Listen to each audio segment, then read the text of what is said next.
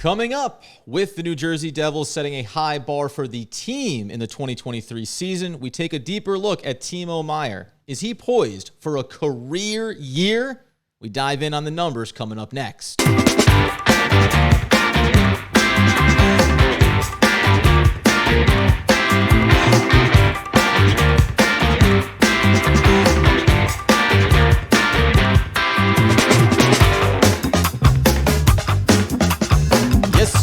It is the Devil's Puck Luck Podcast, DPL as we affectionately refer to it, where I am Adam Armbrecht breaking down the Brooklyn Nets and the Locked On Nets podcast with Doug Norrie and your New York Football Giants. Week 1 is upon us. We're coming for you, Dallas, over on the One Giant podcast with Andrew Makowitz.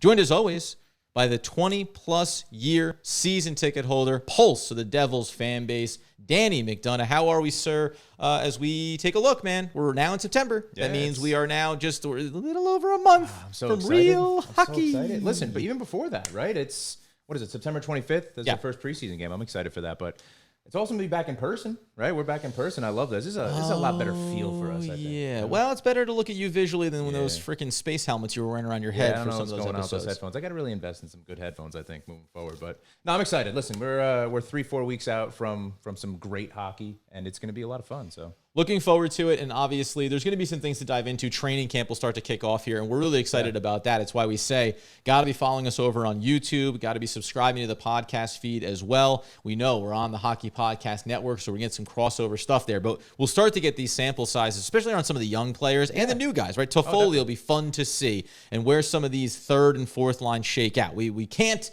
speculate until we get a little more information. But the one thing we know for sure is that Timo Meier is going to get a full season with the New Jersey Devils this year, and expectations are incredibly high. You ran a poll over on Twitter, and I'll go ahead and get that up in the background so we can talk official numbers. But you asked the people, what bar did you set for Timo? And then, you didn't set the bar for Timo at this, but you asked the question, is this possible? Is this an achievable goal for Timo Meier? We always kind of go on the higher side. We did it for Luke Hughes' numbers, obviously, as well. I thought we went too low. Number. I thought we were too low on Luke Hughes. This guy thinks that Luke Hughes is going to have like 85 points. I did not say that, but I think he's going to have one heck of a season. We always set the bar high, right? Because the Devils are supposed to be one of the highest scoring offenses in the league this year. So that's the 90 points for Timo. Is it possible? We ran a poll. Yes. We ran a poll. No, but very close. And then definitely not. So where's it at right now? Came in. We're still plenty of time, by the way, so we'll update it as we move along. But yes, almost 38%. Mm-hmm. No, but very close, 48%. Mm-hmm. And then a little north of 13%, definitely not. By the way, though, just as a clarification here, if you follow us over on Twitter, you should, at NJDevilsPL. But Danny will, when he runs these polls, he'll say definitely not. He's not going to do def not going forward because we're adults and we spell out words in full, right? When we think something's funny, Dan just laughed. He didn't say LOL. Everybody knows def not, right? Yeah, we don't love it though. All right. Point being is a small percentage does say it's not going to be the case there, and we even had some feedback from fans inside of that. Some great guys that really interact with us a lot. Daniel Carbone, we'll shout him out directly. And I think it's not a bad perspective. Yeah, I'm a fan of him. I think he's great for the Devils. We love him in this role. But you're asking something potentially for a player that's never done that in his career. State your case, just why you think, even beyond the 90 mark, why this can be a career year for Timo Meier. First of all, for me, I think it's no, but very close. I think he's going to be in the mid-80s with points. I think he could hit that 90. Listen, this is the best team he's ever going to play with. You look at the San Jose teams and look what he did with the San Jose team. 76 points was his career, benchmark there. He definitely can have some career numbers with the guys that are going to be surrounded by him, on the top two lines. Listen, we're all wishful thinking with the Devils, and the expectations are high with everything. There's a lot of, obviously, pressure on the Devils, and we're supposed to be a top 5 NHL team. Yes. Right?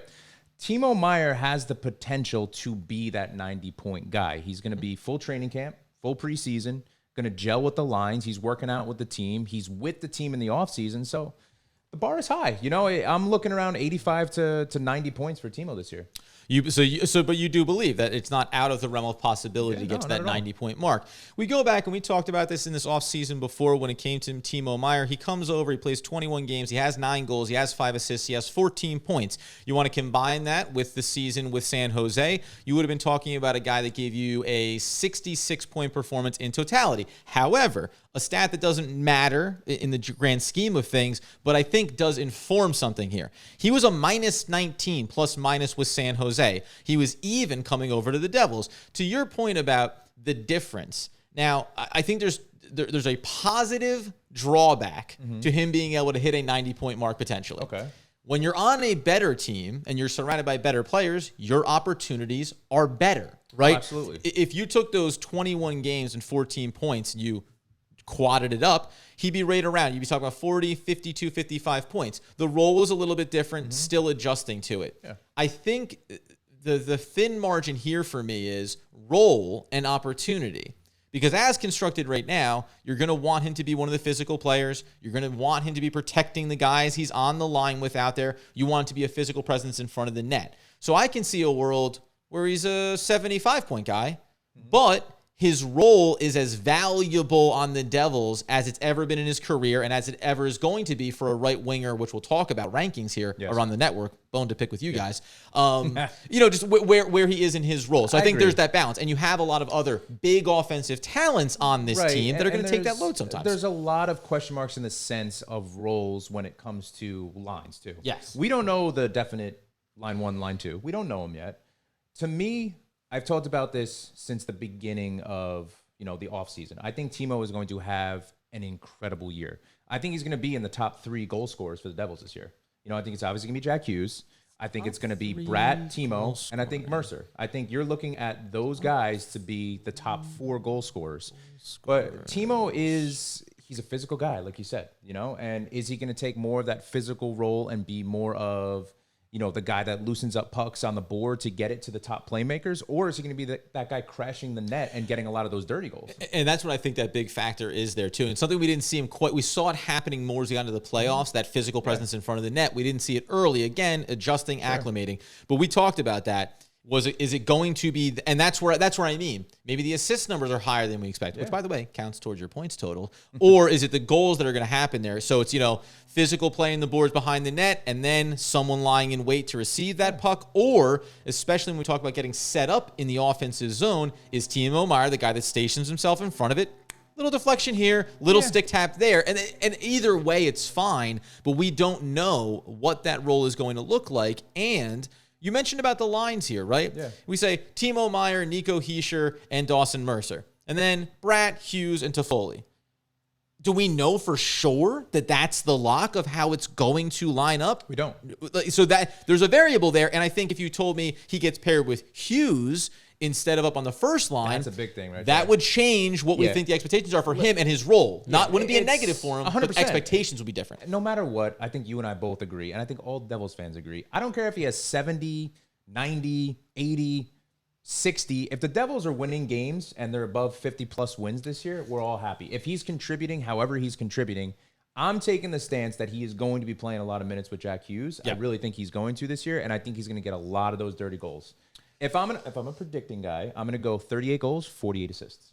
So he's going to be in the 80s. He's going to be in the mid to high 80s. That's where I'm looking at him. Let's talk about where the Hockey Podcast Network had Timo Meier ranked in the wing category coming up here in a second, and why they're 1,000% wrong. But before we do that, can you believe that we've had 7 months without an NFL game? You have to, because that's the way the NFL season works. But even though it may seem crazy, the good news is that is over and the NFL is here, and DraftKings Sportsbook, an official sports betting partner of the NFL, is giving you a can't-miss offer for Week 1. This week, new customers can get $200 in bonus bets instantly when you bet just $5 on any NFL game. DraftKings is hooking up everyone with game day greatness. All customers can take advantage of 2 new offers every single game this September. Click on the app to see what you can get. Download now and use promo code THPN. Wow, he got there in the end. And you can get $200 in bonus bets instantly just for betting $5. That's promo code THPN. He's closer. Only on DraftKings Sportsbook, an official sports betting partner of the NFL. The crown is yours.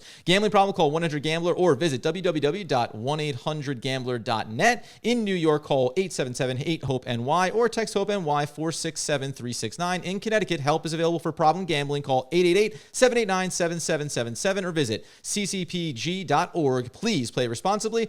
On behalf of Boot Hills Casino and Resort, Kansas City, 21 plus age, varies in jurisdiction, void in Ontario. See DraftKings.com/football for eligibility, terms, and responsible gambling resources. Bonus bets. They expire 7 days after insurance and eligibility and deposit restrictions. Why? They do apply. I put in my plus 1,000 on the Devils to win the Stanley Cup. It was plus 900, but then it jumped to plus 1,000. So this is the first year I won $100. So I did $100 to win $1,000. I usually just do 50, but I did $100 this year, So let's see what happens. Okay. I'll win a G. That'd be great. Don't want to call it a jinx, but here we go.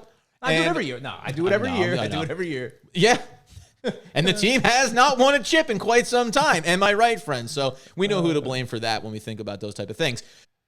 So when we turn our attention then to, this is a problem for the network. They're going to hear from us. I don't know who we email.